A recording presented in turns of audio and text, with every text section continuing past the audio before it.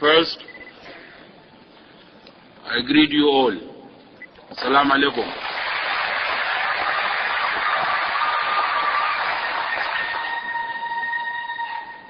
Assalamu alaikum من الchildren اللي عملوا أغاني هنا بتاع الكواي Sunday choir.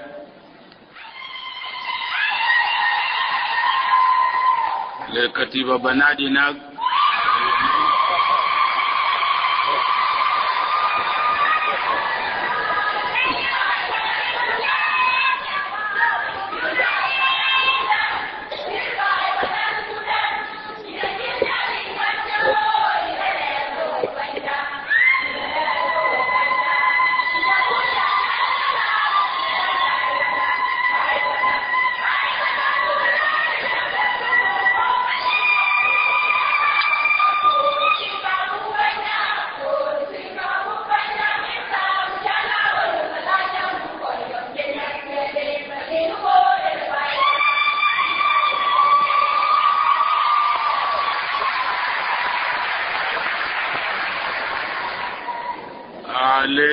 لنسوان في نيروبي وفي كينيا التعبوا زمن ده كله ورا عشان يشوف اليال.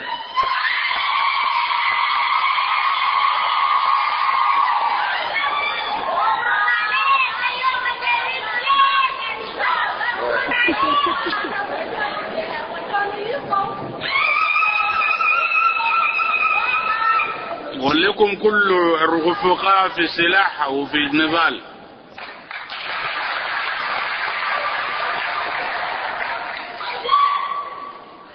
In compliance with the course of our struggle, as you can see, I'm constrained to talk from here. I shall not have a microphone, otherwise I would have preferred to stand there. So, lakin jahazu zada.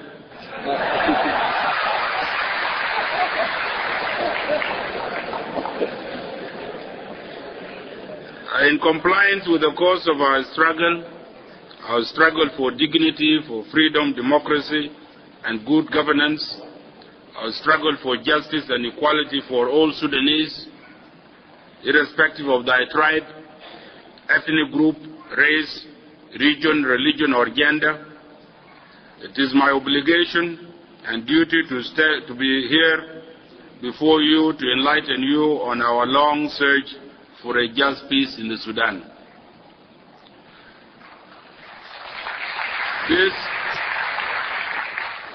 This is the first briefing that I am making since we signed the last three protocols in Naivasha 4 days ago on 26th May 2004.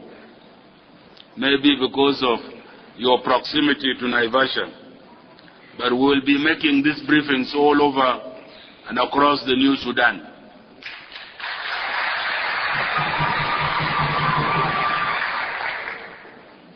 Fellow citizens, before I deliver this important briefing, I would like to begin by paying tribute and saluting the memory and honor of all our heroes and martyrs.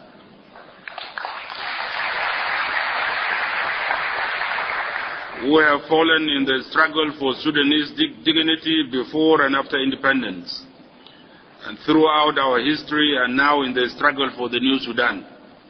A new Sudan of democracy, freedom, justice, human rights, and prosperity for all Sudanese. I salute these heroes and martyrs as a reminder that they did not die in vain.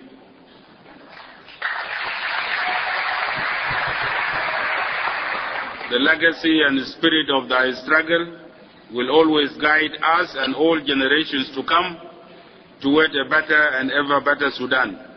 Whether the referendum on self-determination will be, whatever it will be at the end of the 6-year interim period, it will always be a greater and better Sudan. Without the ultimate sacrifice that these comrades and heroes and martyrs have made, we would not have this briefing today. I therefore ask you to stand and observe a minute of silence in memory and honor of our martyrs and heroes.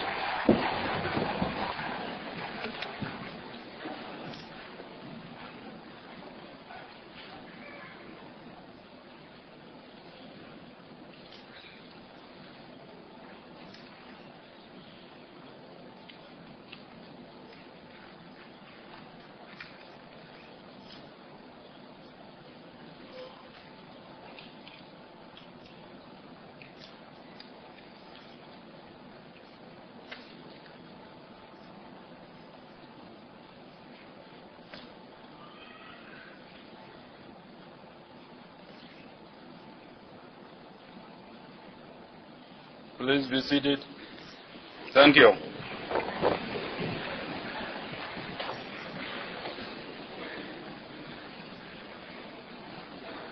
I will divide my presentation into three parts. The first part will deal with the problem statement and objectives and vision of the SPLM.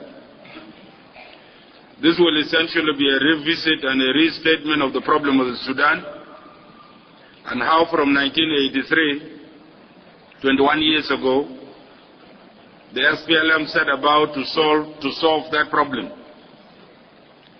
That is a revisit to the objectives, vision and strategies of the SPLM. Part 2 will be a briefing on the peace agreement. This will cover a briefing on the 3 protocols signed on 26th May 2004, which the chairman of the Kenyan chapter, SPLM Kenyan chapter, alluded to before. I'll also touch briefly on the previous protocols which we had signed for completeness and context of this peace agreement. Part 3 will be summary remarks and the future, which the chairman of the chapter also talked about. It will cover the way forward in the post-agreement situation and the prospects. My presentation will end with that part, with part 3, but if we have time, and if either you or I are not tired, then I will welcome some questions or comments from you.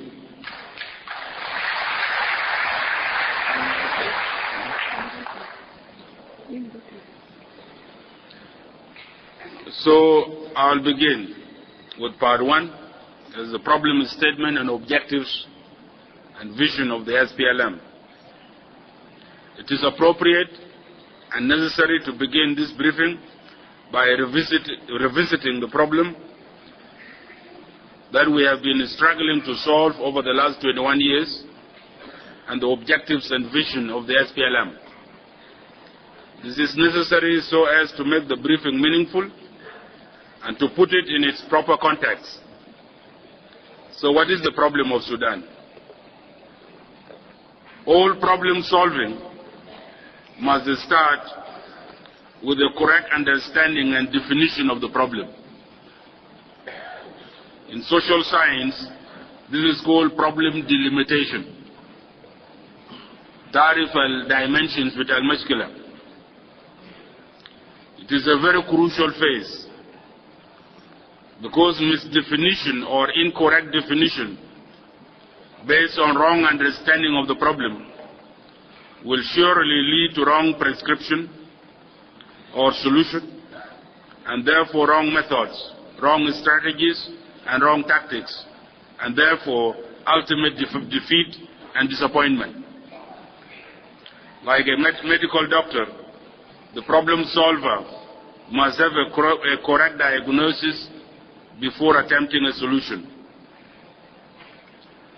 There are many examples that one can cite in this respect. For example, in Anyanya 1, and I was a member of that movement, it is because of this lack of critical analysis and definition of the problem that led to our failure of that movement. We must learn from this and similar mistakes. So what is the problem of the Sudan? As you all know, Sudan has been at war within itself for the last 38 years of its 48 years of independence. One can even say that there has been war throughout the 48 years of independence, because there was a Nyanya 2 during the entire period of the Addis Ababa Agreement, from 1972 to 1983, when the SPLA was formed. Why? What is the problem? Why should a community subject itself to generations of war and suffering?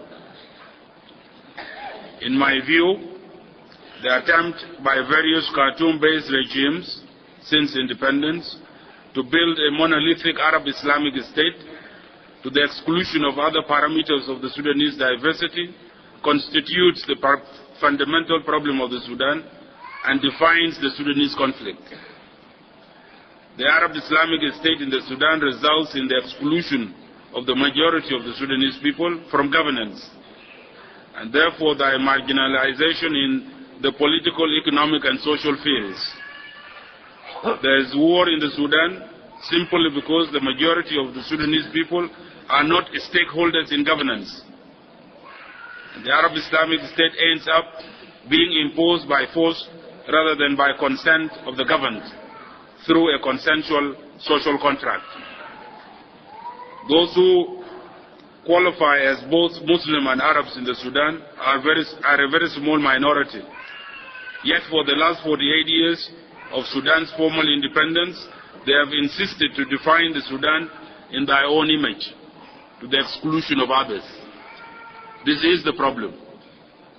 We must therefore start the problem solving with a critical examination of the Sudanese reality and a correct definition of the Sudan, so that we evolve an all-inclusive form of governance that includes all Sudanese. In order to do this, it is necessary to go down the corridors of history to show that we, the Sudanese, are indeed a historical people, and that the new Sudan has an anchor in history. An anchor in history. This is very important. If we cannot find an anchor in history, if we cannot anchor ourselves in history, then the struggle at the end of the day is meaningless. I will present this anchor in terms of the present character of the Sudan and as it connects with our historical roots. The Sudan is characterized by two forms of diversity, what I have called contemporary and historical diversity, that go back thousands of years, indeed to the dawn of man. In terms of the historical diversity of the Sudan, we did not pop up from nowhere. We just did not appear yesterday. We have all been here, all along. And the proof is that we are here today, at the Kenyatta Conference Center.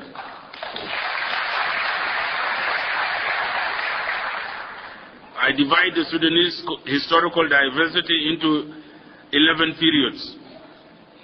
There is Sudan before the biblical times. And many of you who read the Bible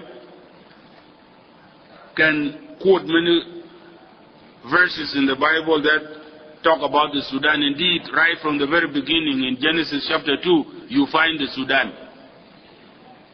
You find the Sudan as part of the Garden of Eden.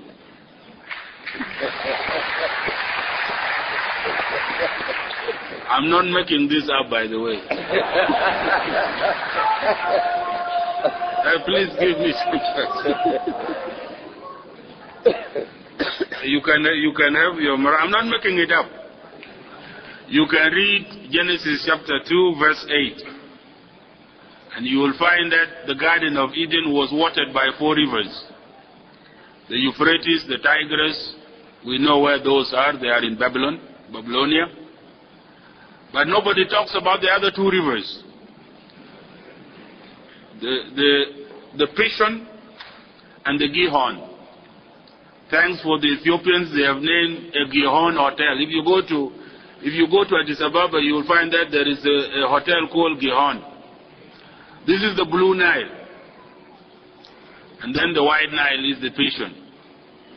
The Garden of Eden was not some small garden, a backyard garden. It is the area between the Tigris and the Euphrates to the east, and the White Nile and the Blue Nile to the west. And so you are part of the biblical lands. You are part of the Garden of Eden. You are part of God's creation. You can go and check it later on in the Bible, and you will find that I'm telling you the truth. Actually, when I was in Rumbek, during Christmas of 1999, I went to a church called Alol.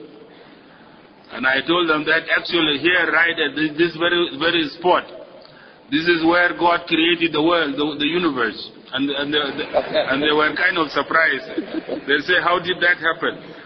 I say, well, if we have now located the Garden of Eden, it is the area between the Euphrates and Tigris to the east and the Blue Nile and White Nile to the west. And then it says in Genesis chapter 2 that God created a garden to the east. It means God was to the west.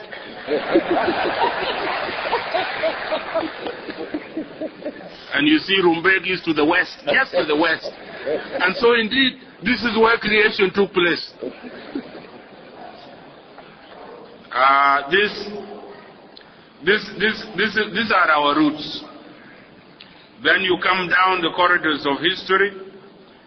You go to the ancient kingdoms of Wawat, the kingdom of Irtat, the kingdom of Madja, and the kingdom of Anu. You will find this in the General History of Africa, Volume 2, by UNESCO. So also I'm not making it up. You can go and check. The kingdom of Wawat is interesting. It is the area south of Khartoum, all the way up to Malakal and Wau. Some historians think that the present name of Wau comes from Wawat. And actually there are many Waus. There is Wau Shuluk. There is Wau Nuer near Ayod. And there is Wanachol in Bahr al-Ghazal. That's from the kingdom of Wawat.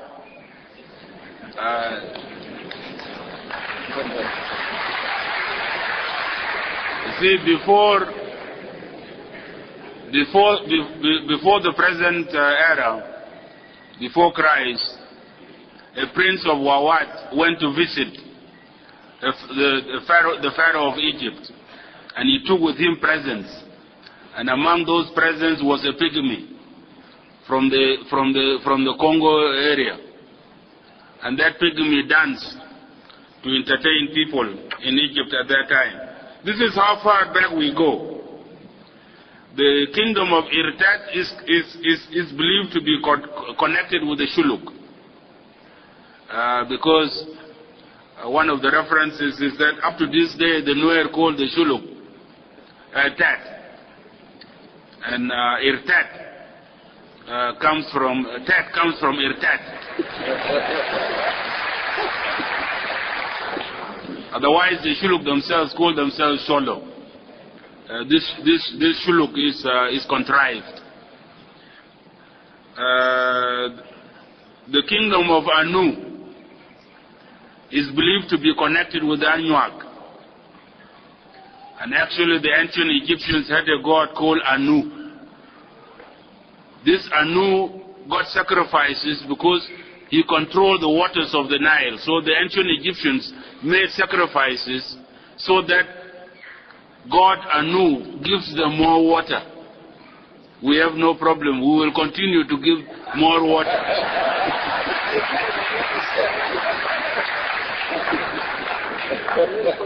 And I have been told that the king of Anuak is here with us in this hall.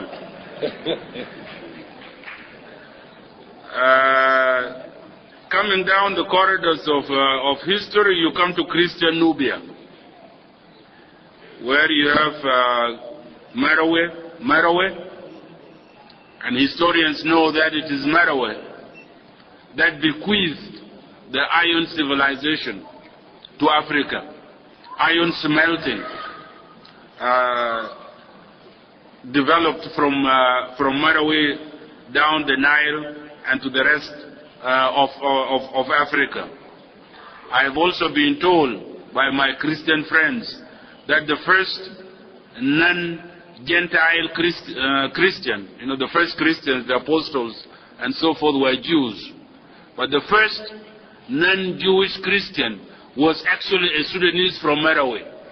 You will find that in the Acts of the Apostles chapter 8. Is referred there as the Ethiopian eunuch. And this has been established. This has been established now to have been a high official in the Ministry of Finance of the Kingdom of Merowe, the Queen of Merowe at that time. the Sudanese in the far north of our country, the Nubians, I have been told, have established a movement called KICC Movement for Democracy and the Constitution. They are retracing their roots. This was between 3000 AD and 1504, 1504, when the last kingdom of Merowe fell. And then, fourthly, we have Arab migrations into the Sudan and the spread of Islam from the 7th century to the present.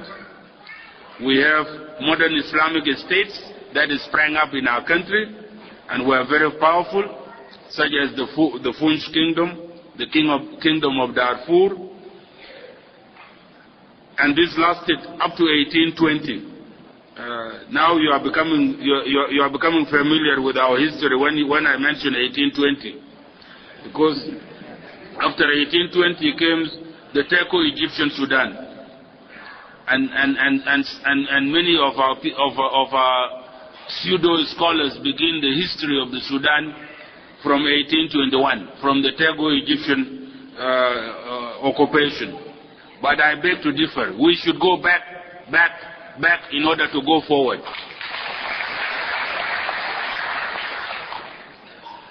After the Twic-Egyptian Sudan came the Mahdist state of 1885 to 1898, and then the Anglo-Egyptian condominium from 1998 to 1956. It is becoming more familiar now. And then comes the modern Sudan, or the independent Sudanese state, from 1956 to the present. And then comes what I would call the Islamic state proper, the second Islamic state in the Sudan. The first one was the Mahdist state, and then this is from 1989 to the present. Then number 11 I would put on the list is the post-war Sudan, which we believe shall be the new Sudan from the pre-interim period, Legidam, the Haikun Sudan, Mukhtalif.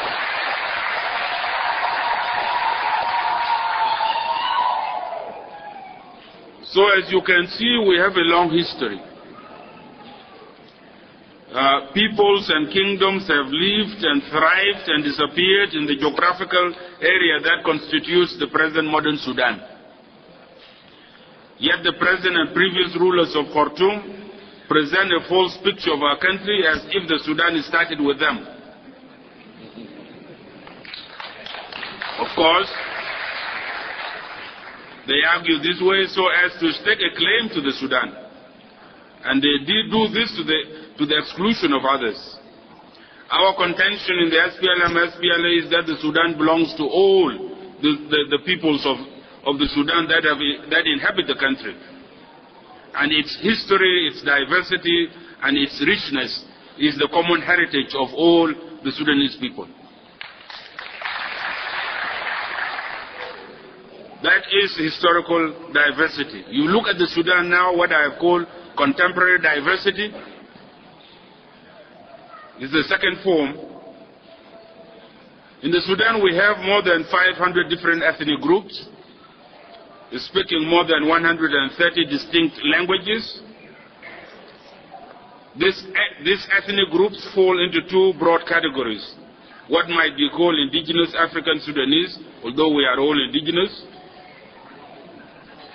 They constitute about 70% of the population, according to the census of 1955.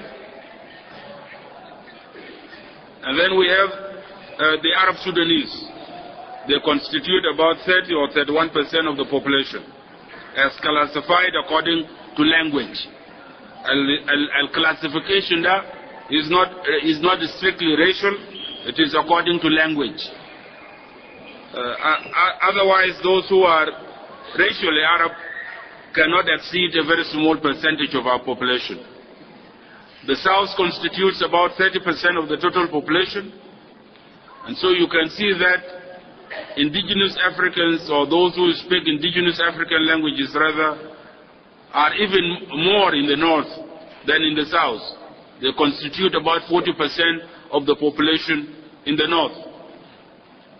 This is another fact that many people do not know, that there are actually more indigenous Africans in the north than in the south.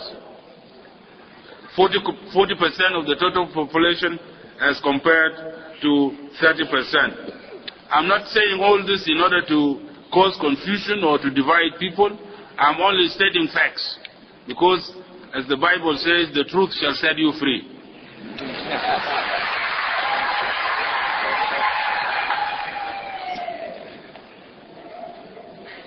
The other form of diversity in the Sudan, other than ethnic, is religious diversity. The Muslims constitute about 65 to 70% of our total population, while Christians and other followers of traditional African religions constitute the remaining 30 to 35%. And so it is, when you look at the Sudanese reality, it is very dangerous to talk about a Muslim majority, because others can also talk about their own majority. You can talk about an indigenous African majority, and for that matter, the women can say that they are the majority, because indeed the women are the majority in the Sudan.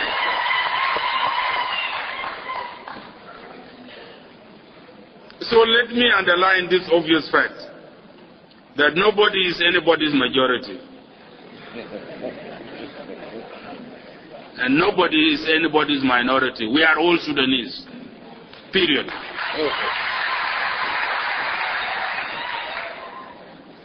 These two diversities, historical and contemporary diversity, constitute the present Sudanese reality. And any form of governance must concretely take them into account. The attempt by various Khartoum-based regimes to build a monolithic Arab Islamic state to the exclusion of other parameters of the Sudanese diversity constitutes the fundamental problem of the Sudan and defines the Sudanese conflict. The problem is not that of Southern Sudan, Mashkilat al-Junub, as has been popularized since 1947. It is Sudan that has the problem. And if we have to talk geographical, it is the problem of northern hegemony, much Mashkilat al-Junub. I've always said that if somebody comes, you picture this, if somebody comes and sits on you, who is the problem here? I being sat on is the problem, or the person sitting on me is the problem?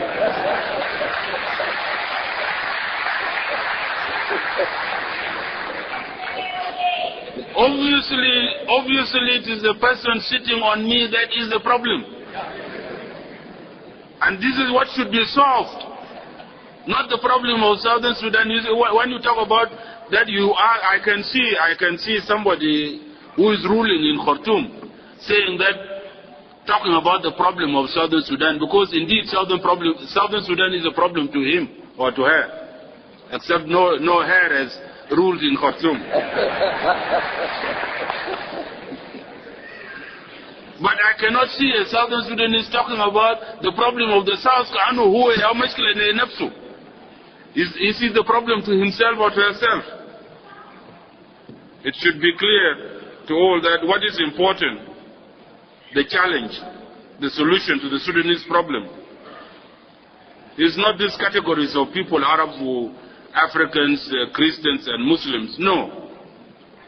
The solution to the Sudanese problem is to create a stable Sudanese state with a self-sustaining economy and a stable, inclusive government or governance in which all different ethnic groups, different tribes, different religious groups agree upon that form of governance and are equal stakeholders with equal opportunities. A state in which they are able to coexist with harmony and development. This challenge is equally true of the whole of Sudan as it is of Southern Sudan, because we are going to form a government of Southern Sudan. it must be inclusive of all ethnic groups, of all tribes, of all religious groups, so that they are equal stakeholders with equal opportunities. Otherwise, you will also have a problem of Southern Sudan. You will now really have a problem of Southern Sudan. Not before. It is true of any other country in the world for that matter, where there is diversity. But how do we bring about this solution? This takes me to the objectives of this. The answer to this takes me to the objectives and vision of the SPLM and to the long struggle which we have waged for the last 21 years and which will end in the present peace agreement, of which we signed 3 protocols 4 days ago. Our vision and objectives are contained in Resolution 7.2 of the 1994 National Convention, which states, and I read it as it is written in the National Convention resolutions, Resolution 7.2, objectives of the SPLM. The objectives of the SPLM are resolved as follows. A, the objective of the SPLM is the complete destruction of the oppressive regime of the old Sudan and the building of a free, just, democratic, secular new Sudan. B, the SPLM is committed to fight and achieve the right and exercise of self-determination for the oppressed people of the new Sudan, following the demise of the regime of the old Sudan, or in any peace talks with the government of the day in Khartoum. When I read this, I'm not talking about the destruction of the government in Khartoum. We have just made peace with the government in Khartoum. But it does not change the facts. We are talking about the total transformation of the Sudanese state. For otherwise, if it so remains, then you cannot have peace. And so, that is a direct quotation from our from our objectives, from the resolutions of the National Convention. They do not change if you read fundamental change into this into these objectives. It is an important resolution. We must appreciate the full meaning of this objective. In this sense, the peace process and the peace agreement that we are now achieving should not therefore be seen as a finality, but rather as a means of struggle for achieving the objectives as stated in this resolution, in the sense of fundamental change in our country.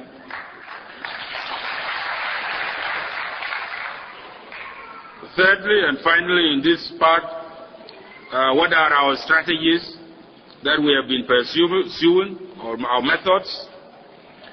Our methods and strategy are as contained in Resolution 7.42 of the 1994 National Convention, and which states, I quote verbatim, Resolution 7.42, methods of achieving objectives of the SPLM.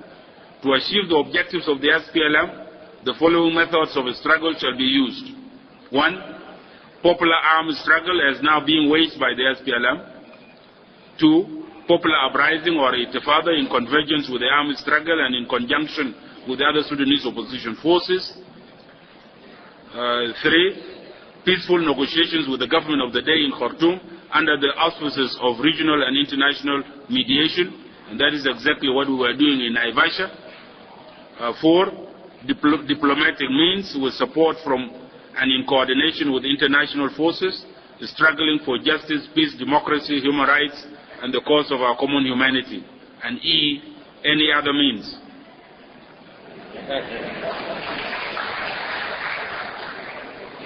And so, as you can see, the political negotiations to achieve a just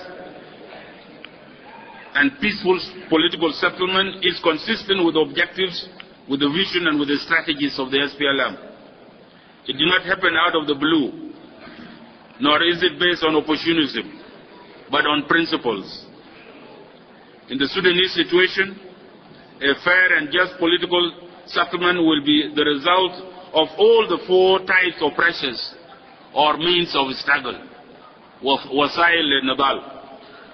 And this can be expressed mathematically. I have expressed it before, that a political settlement is a function of armed struggle, of popular uprising or intifada or popular consciousness, of diplomatic and international pressures, and of political negotiations, and any other means.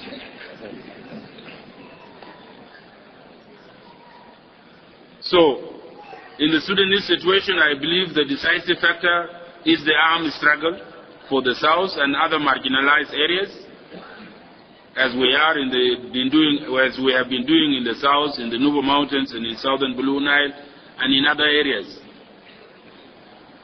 In the rest of Sudan, specifically in the center, the weapon that has been most used is the intifada. In terms of the overall Sudanese situation, therefore, the decisive factors are the armed struggle and the people. This is the strategy we have been pursuing since 1983. It is scientific, and it is based on our own and on international experience. In talking about self-determination, that is to achieve the right and exercise of the right of self-determination, the key factors to consider are armed struggle must be highly developed, and this is what we have been doing, and anything that retards it must be combated, and we must discourage it.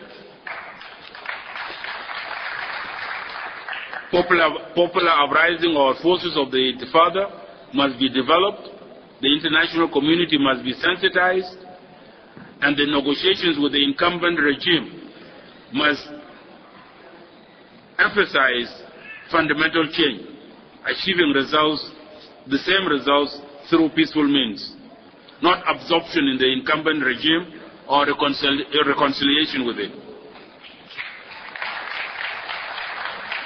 In South Africa, these four means of struggle were applied.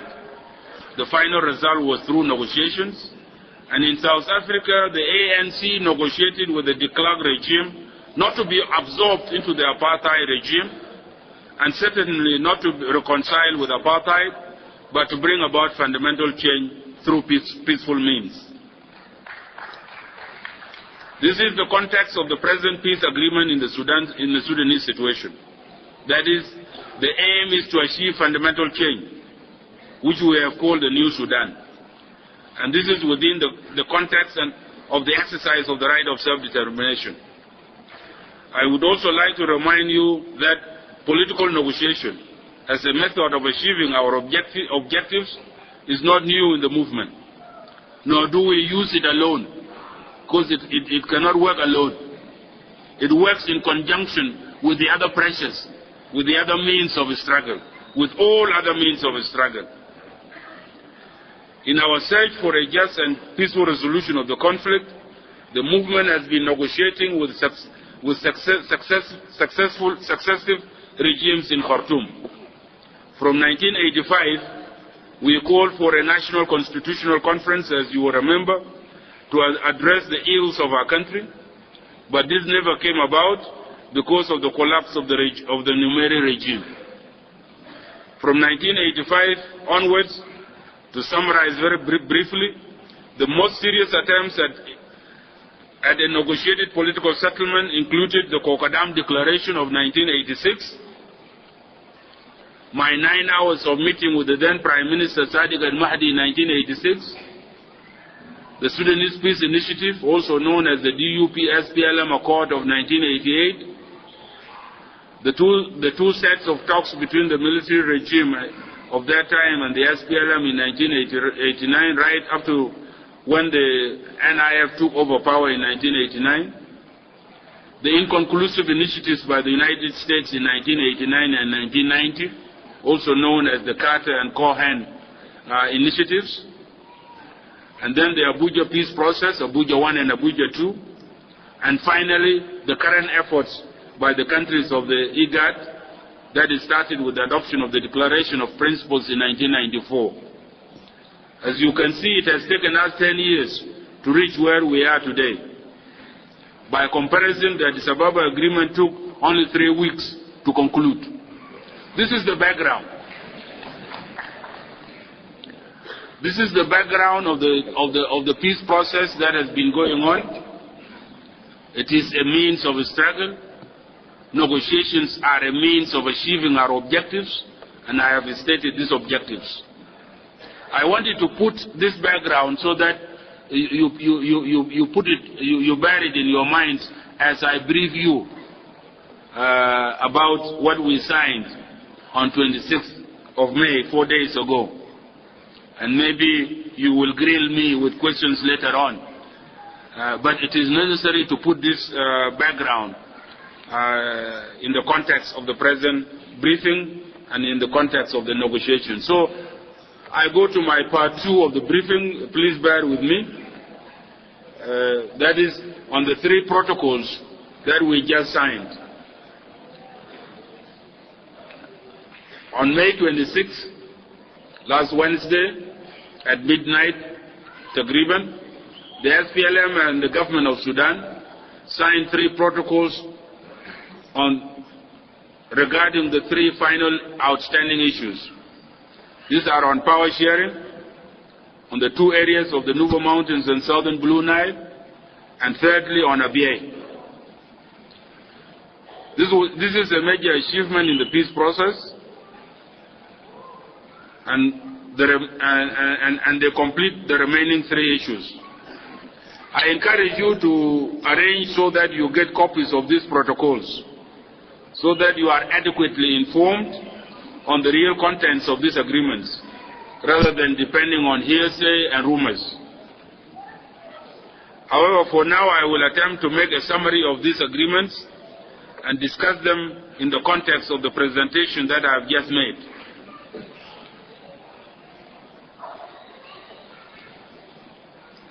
I will also touch on the 3 protocols that we have signed earlier. The first protocol is on power sharing. I have it here.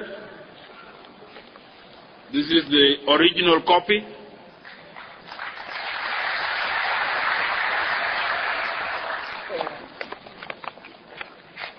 It is titled Protocol between the Government of Sudan and the Sudan People's Liberation Movement on Power Sharing, Naivasha, Kenya, Wednesday, 26 May 2004.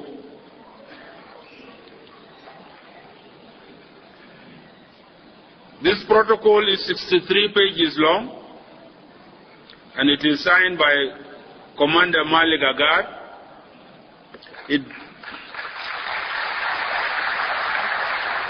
You will notice that all the 6 protocols have been signed by different people. The Machakos protocol was signed by the Deputy Chairman, Commander Salva Kiir. That was in 2002. The Security Arrangements Agreement of last September 2003 was signed by Commander Pagana Mom. The Wealth Sharing Agreement of last January this year was signed by Commander Nialdeng, and this agreement on power sharing was signed by Commander Malik Agar. The other 2 agreements on the 2 areas, the Nuba Mountains and southern Blue Nile, was signed by Commander Abdulaziz Adam Al-Helu, and the agreement on Abyei was signed by Commander Denga Lor. And so the SPLM delegation to the IGAD peace talks collectively own these agreements, and أنا وثقت كله ولا أنا كتير ريحة فيهم كله.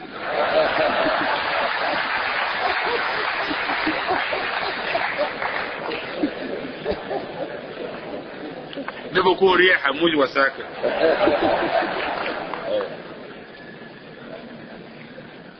The agreement on power sharing consists of general principles of administration,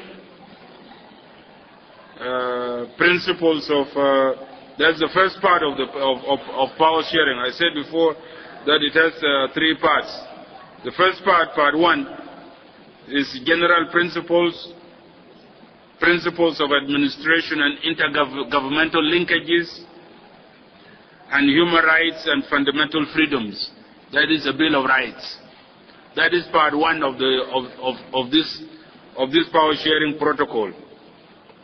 Part 2 covers institutions at the national level, Hukuma al-Markaziyya, including the national legislature, the national executive, the national capital, the government of national unity, the national civil service, National Security Council and security organs, or National Security Service, the issue of language, what language or languages to be used, foreign policy, the national judiciary, the National Constitutional Court, the National Supreme Court, the constitutional review process, that is the production of the interim national constitution for the interim period, other independent or national institutions to be established in accordance with the peace agreement, such as a National Electoral Commission, the Human Rights Commission, the National Judicial Service Commission, National Civil Service Commission, a Self-Determination Commission, a Fiscal and Financial Allocations Commission, and many other commissions. This is part 2 of this big document, deals with all this. So I cannot read them to you. That's why I encourage you to get this document so that you see what each of these says. It is important to you, and it is important for all of us. Part 3 of this power sharing agreement covers the government of Southern Sudan, abbreviated as GOSS. In that it has institutions, and also the institutions at the level of the states. It consists of 3 sections. That is the part 3 on the government of Southern Sudan. Part 1 is about the state legislature, the state legislature, or the legislature of Southern Sudan rather, and then the executive of Southern Sudan, the judiciary of Southern Sudan. That judiciary will consist of a Supreme Court, a Court of Appeal, that is the Supreme Court of Southern Sudan, a Court of Appeal, and any other courts as deemed necessary to be established in accordance with the Southern Sudan Constitution and consistent with the interim national constitution. So that is part 3. If you want to go and see what each of these says, you get the document and brief yourself. Part 4 of the power sharing agreement covers institutions at the state level in both North and South. This consists of 3 sections, namely the state legislature, the state executive, and the state judiciary. Finally, part 5 consists of schedules. These are the Schedule A. Some people pronounce it as schedule. Some pronounce it as a schedule. Anyway, Schedule A.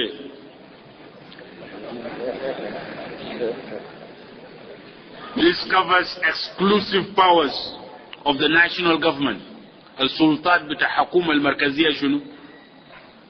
Schedule B covers exclusive powers of the government of Southern Sudan. السلطات بتاع الحكومة في الجنوب شنو؟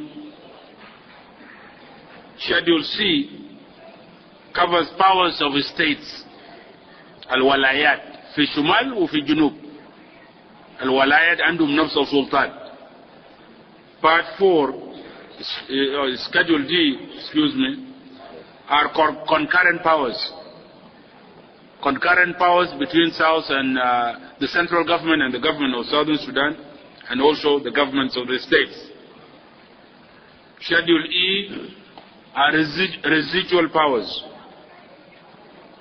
powers that are not mentioned anywhere. They are Mulukef. Schedule F, the last one, is the resolution of conflicts in respect of concurrent powers. If you have concurrent powers, وحكومات شبكة ناب بحلو كيف. These are concurrent powers. So you have 6 schedules.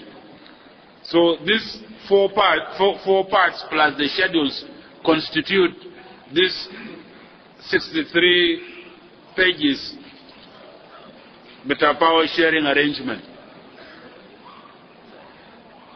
This is the summary of the power sharing protocol. I would like to summarize the main points to be that you note. 1, the share of the National Congress Party, the NCP. The National Congress Party is the ruling party in Khartoum. Some people call it the NIF, the National Islamic Front, but they call themselves the National Congress Party. So let us call them by what they call themselves.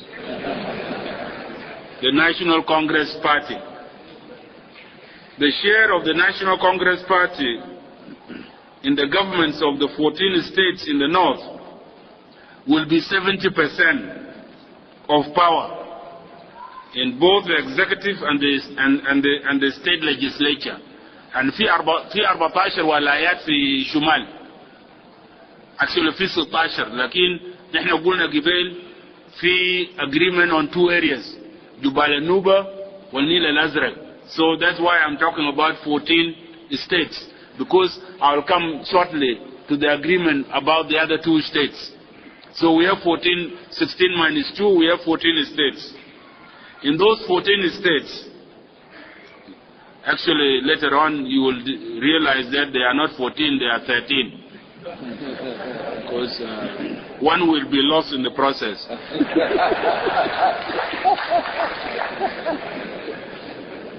But let us go with 14 for the time being until when I come to 13. For 13 states, for 14 states في شمال, the National Congress Party هيكون عندهم 70% بتاع السلطة in both the executive of the state and in the legislature. The other political forces in the north will have 30%. The 30% it includes the SPLM, because نحن برضو في شمال. And so الحزاب في شمال ما فيهم SPLM هيكون عندهم 30% ده. بقسموا كيف 30% بتاع آخرين. 10% will be given to the SPLM. 10% بتاع السلطة في كل ولاية. 20% بودي لآخرين. So in the 14 states in the north, the National Congress Party هيكون عندهم 70%. الحزاب الأخرى 20%. SPLM 10%. نحن ما معنى نحن هنشيل الجنوبين لهناك. ده الشماليين بتاعنا بتاع SPLM.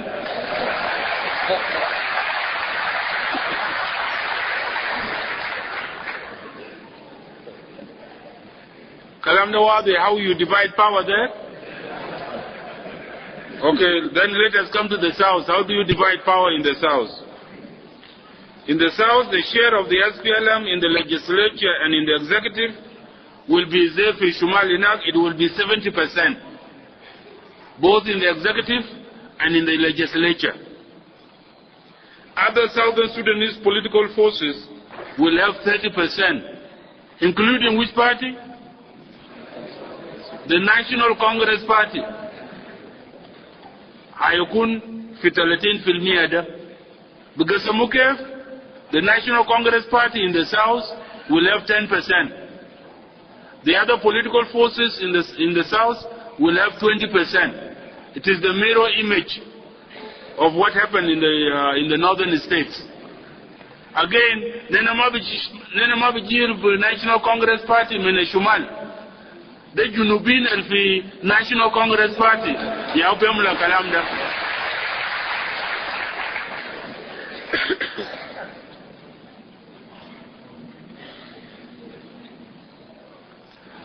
ده with respect to تقسيم السلطة في الشمال وفي الجنوب.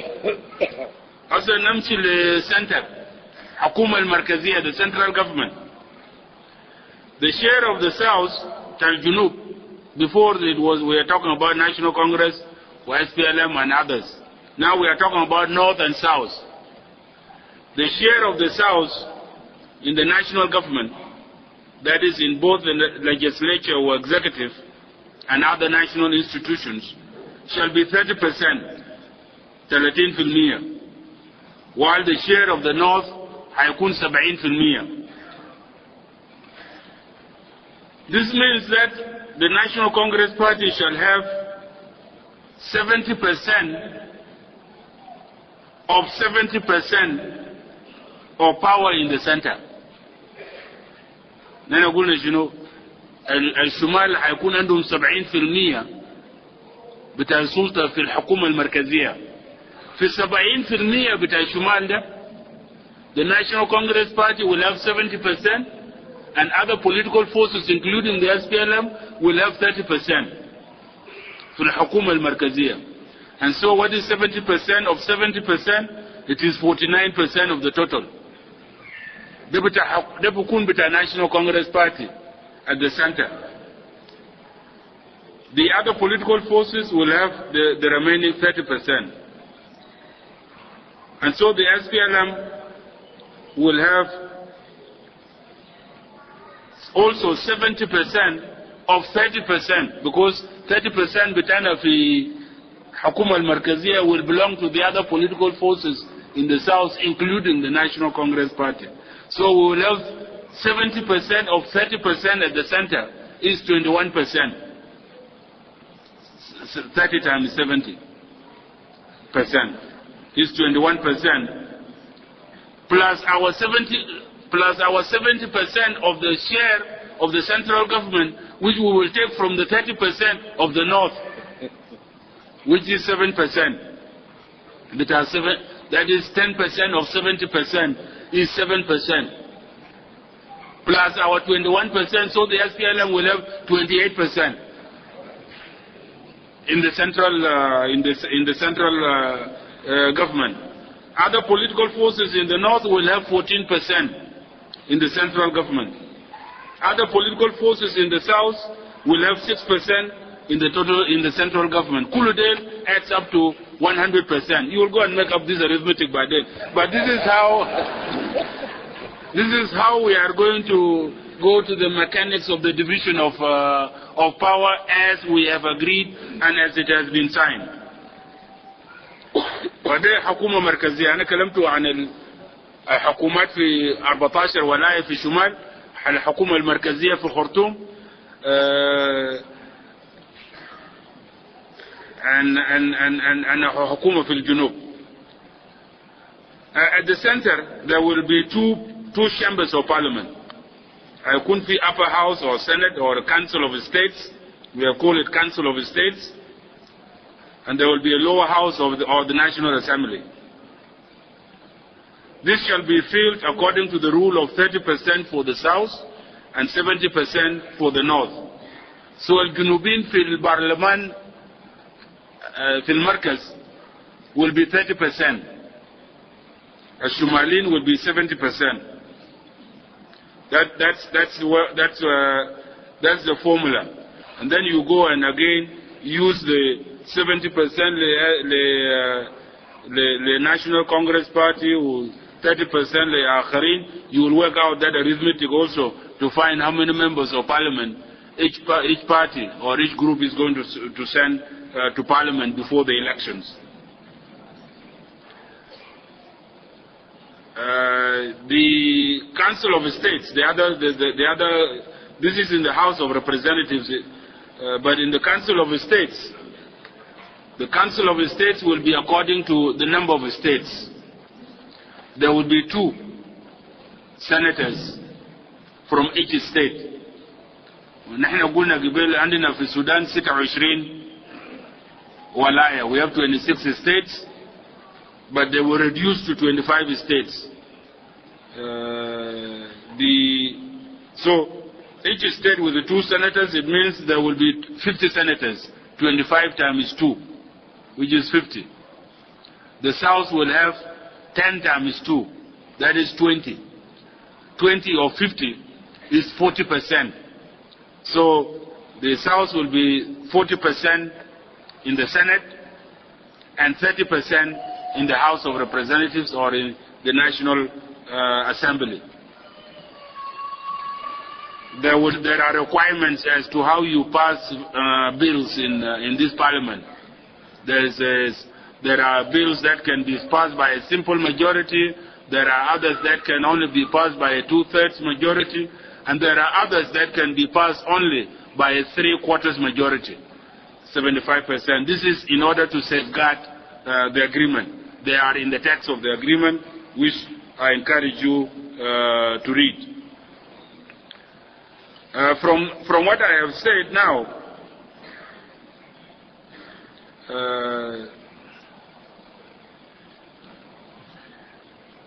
you will notice that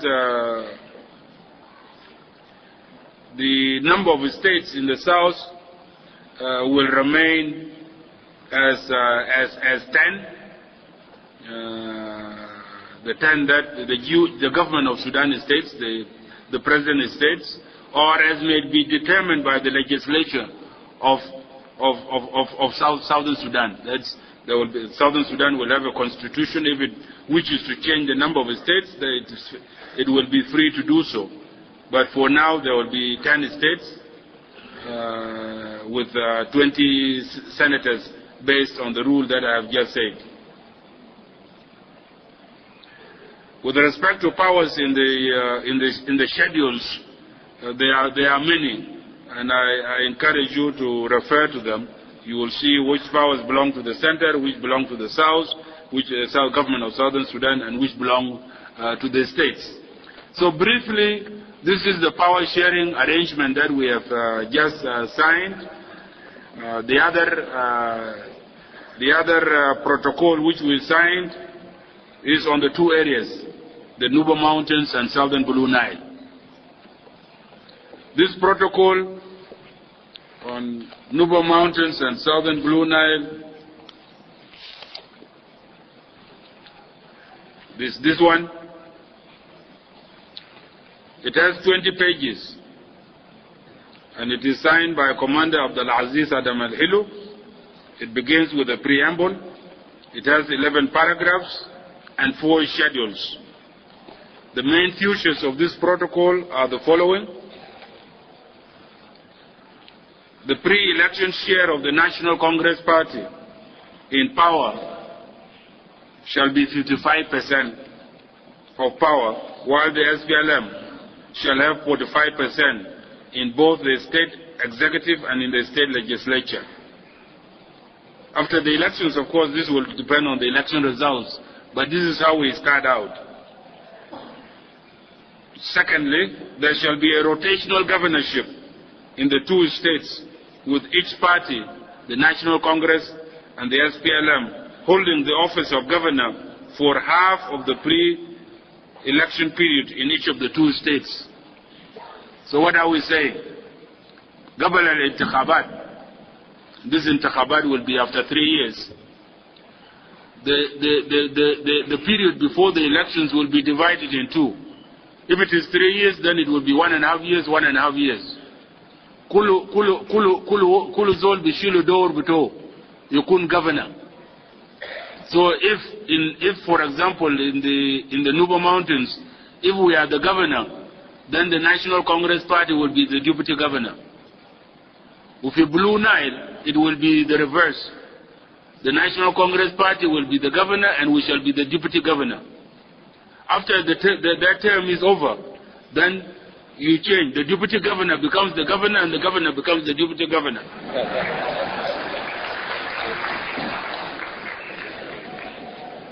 You can either do that or you choose a different person. It is up to the parties. But there should be no problem of the governor becoming deputy and the deputy becoming governor. It will be very sobering. It would be a good experience. So that's the second aspect of the Nuba Mountains and Southern Blue Nile Agreement. The third point about this agreement is that the Western Kordofan state shall be abolished. That's why I said before that one state will be lost in the process. And so, Al-Kordofan Al-Gadim, Kordofan province, bita Ingilizi Zaman, instead of being divided into 3 states, will now be divided into 2 states. Northern Kordofan and another state which we have called in the document here, Nuba Mountains stroke Southern Kordofan state. That for the members of the Nuba community who might be here, or people in general from Southern Kordofan, this compound name is because we could not agree on the name. The government delegation wants to call it Southern Kordofan, and our delegation wanted to call it Nuba Mountains State.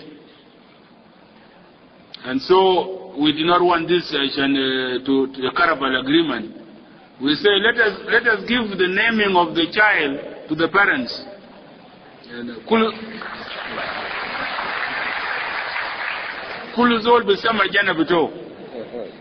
And so we have agreed that before we sign the final comprehensive peace agreement, which will be sometimes in July or August, I'll come to that.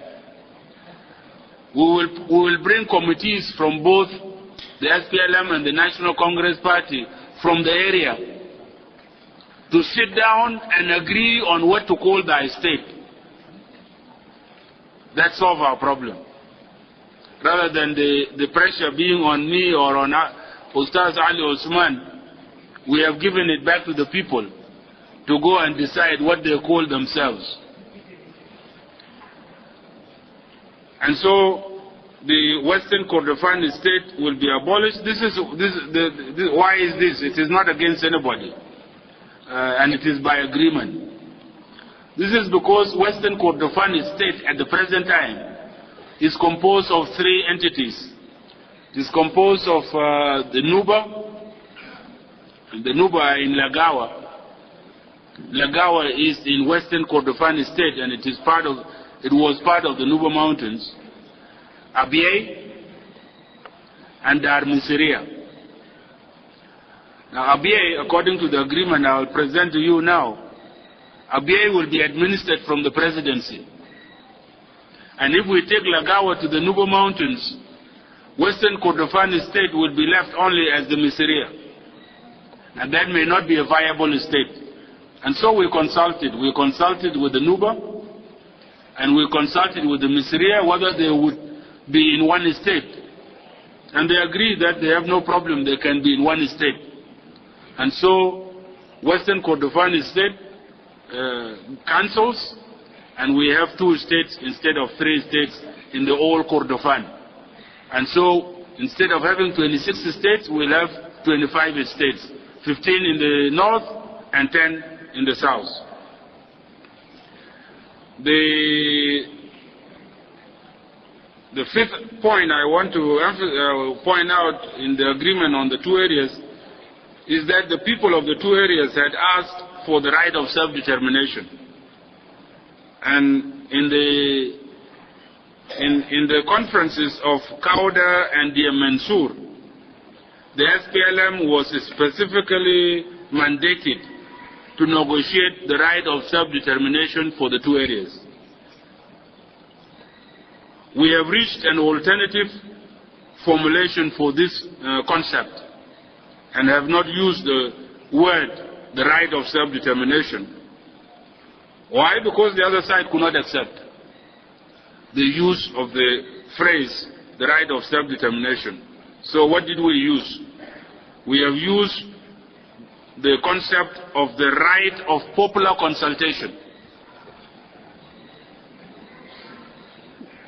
This means that the people of the two areas have the right, and they will exercise it, the right to be popularly consulted on the protocol agreement of the two areas.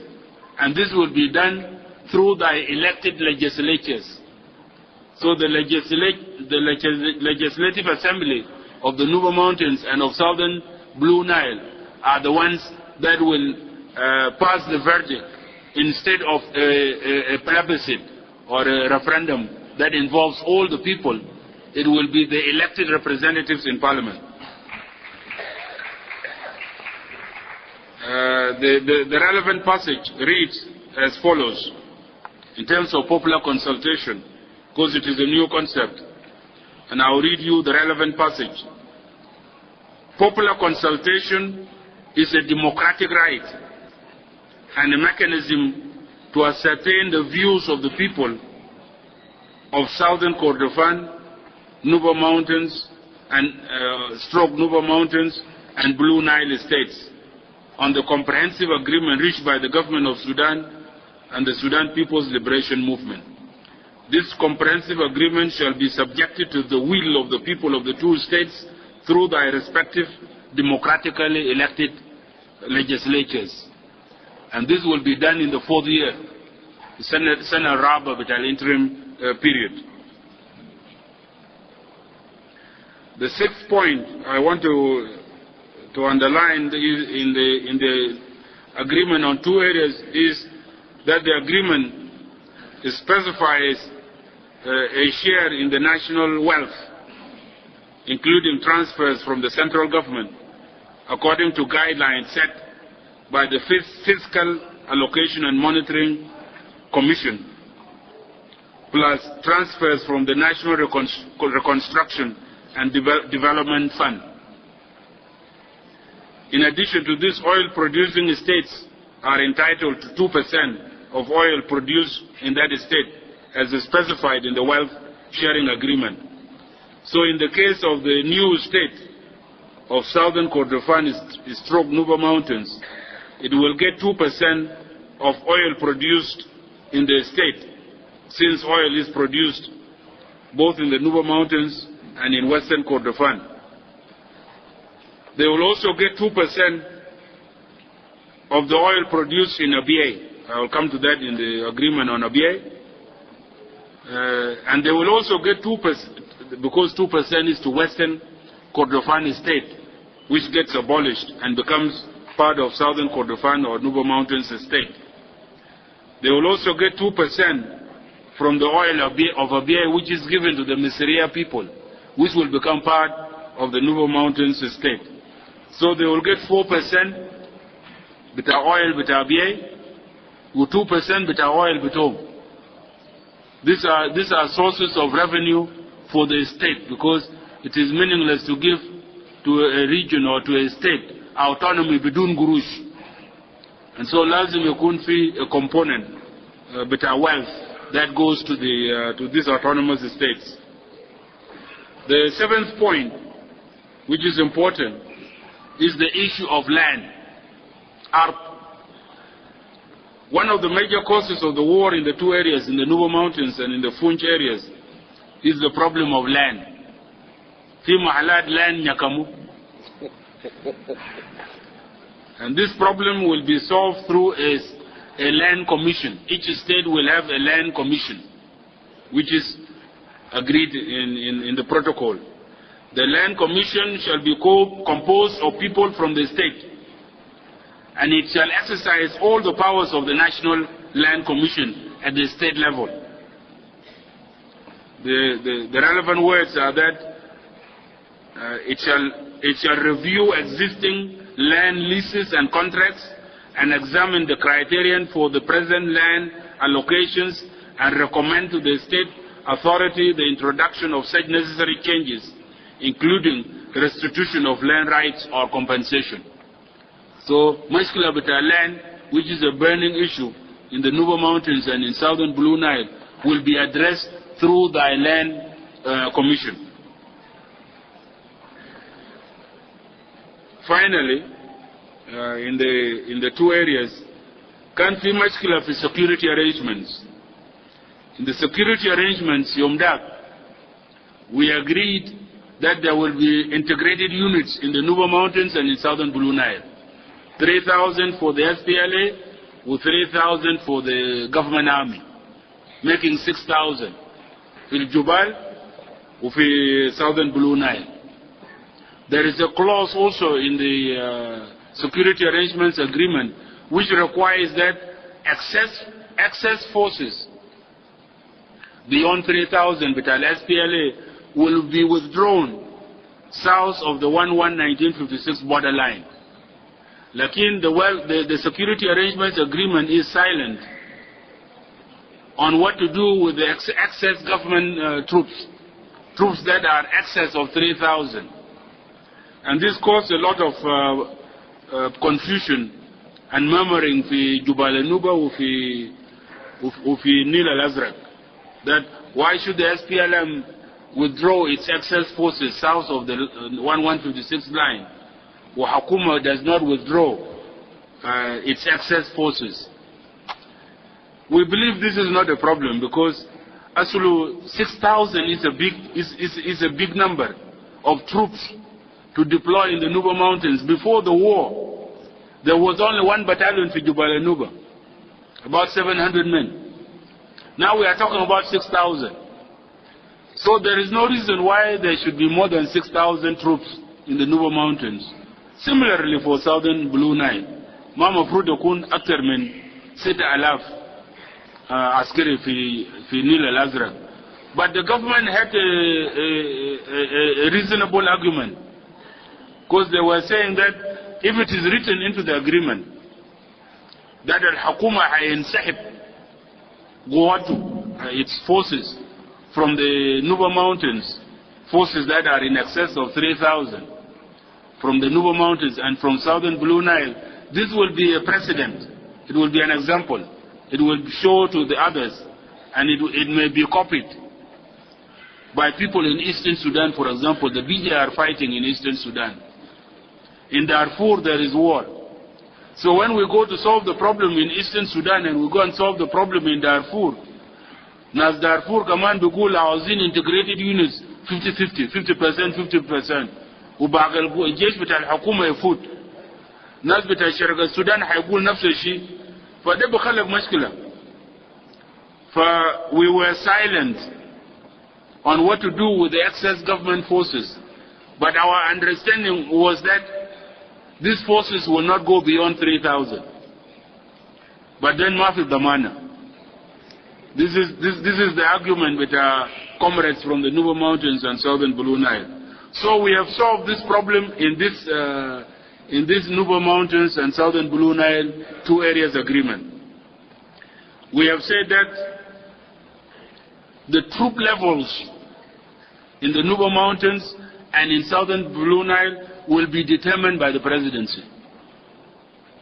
And anything for Sita Elfda will be determined by the presidency. And in the presidency, Hayakun fi National Congress Party or SPLM. It will be a collegiate presidency.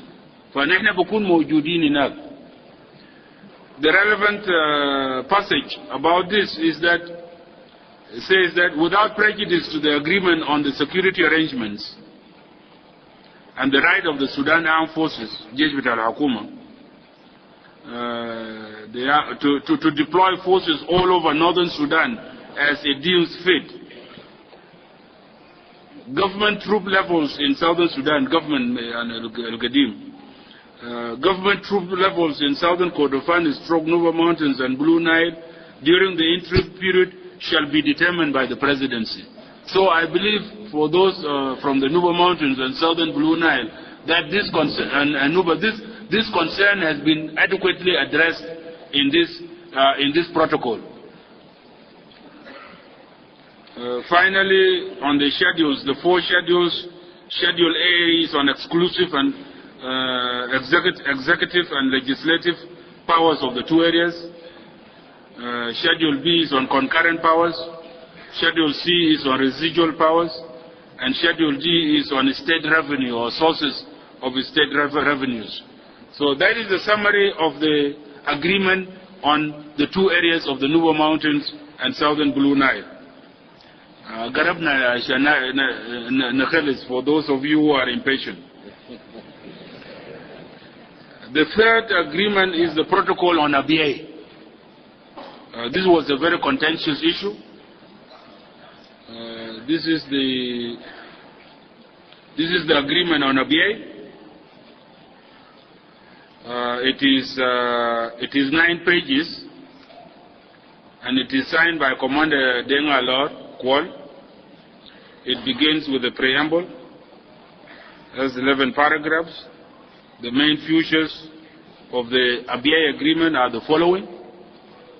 And so you can see that the power sharing is 63 pages plus some pages with 2 areas, 20 pages, so that is 83 pages plus 9 pages with Abyei. The agreements we signed are a total of 92 pages. The main features of the agreement of Abyei are that Abyei is defined as, quote, the areas of the 9 Ngok Dinka chiefdoms that were transferred to Kordofan in 1905. So we have defined what Abyei means. Abyei are the areas of the 9 Ngok Dinka chiefdoms. There are 9 sections, the Ngok Dinka, that were transferred to Kordofan in 1905. So we have to go back and see where these sections were living in 1905. 2, the Misiria and other nomadic peoples retain their right to graze cattle and move across the territory of Abyei. And Misiria andum huguk bitapasha. Man biji ashan bagar bitom yakul wa yashrab moya. Number 3, upon signing of the peace agreement, Abyei area shall be accorded a special administrative status under the institution of the presidency, in which A, residents of Abyei will be citizens of both Western Kordofan, now Southern Kordofan or Nuba Mountains Estate, and of Bahr al-Ghazal, with representation in the legislatures of both states. And so, Abyei hayakun members in the legislature of Southern Kordofan State, and the next state hayakun Mujawar Law. I don't know which state, one of the states in Bahr al-Ghazal.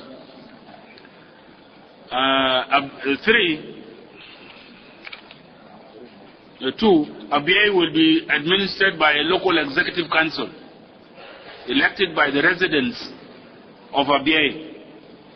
Pending elections, the executive council, its initial membership will be appointed by the presidency. And then 3, net oil revenues from Abyei will be divided 6 ways during the interim period. The oil katir tahd Abyei, and that was a difficult issue. That almost destroyed the negotiations, but it was solved. فالأويل في أبيي هيقسموا له 6 أقسام. 50% will go to the national government. 42% will go to the government of Southern Sudan. 2% will go to Bahr al-Ghazal. 2% will go to Western Kordofan State. 2% will go to the Ngok Dinka. And 2% will go to the Misiria people. Gasamna fi the 6 entities or 6 nas.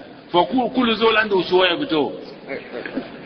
And so افتكر كل ناس هيكون مبسوطين. In addition, the national government will provide Abyei with assistance to improve the lives of the people of Abyei, including urbanization and development projects in the area. Finally, international monitors will be deployed to Abyei area to ensure full implementation of these agreements.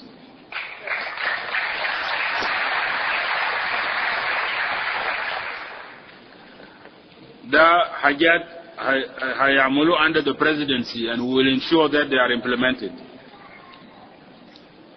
Number 4, under Abyei, is determination of the geographical boundaries of Abyei, because Mamaruf a line with Abyei win.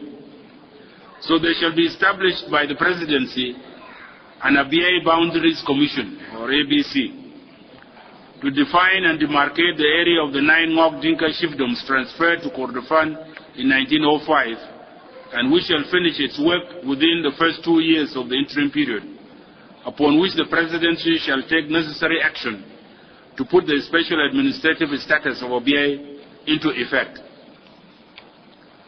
Finally, the security arrangements for Abyei, because they are not covered in the security arrangements agreement. The main points in the security arrangements of Abyei are the following 3. Without prejudice to the agreement on security arrangements, the 2 parties, the SPLM and the National Congress, through the interim period, shall form and deploy 1 joint battalion in the area. سيكون في كتيبة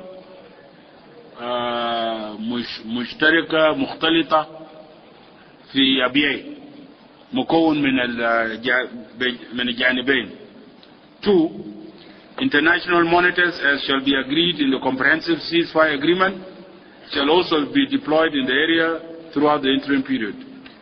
And 3. International monitors shall be deployed to Abyei to ensure full implementation of these agreements. So, the referendum of Abyei, that's an important point. I have actually skipped it in my notes. Upon the referendum of Abyei shall be simultaneous with the referendum in the south.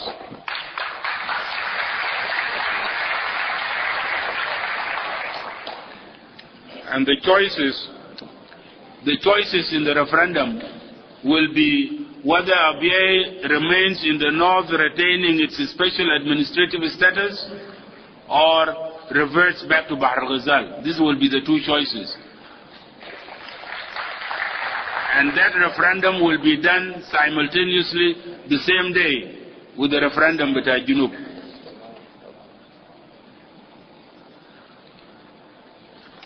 As you can see, I have tried to summarize 92 pages.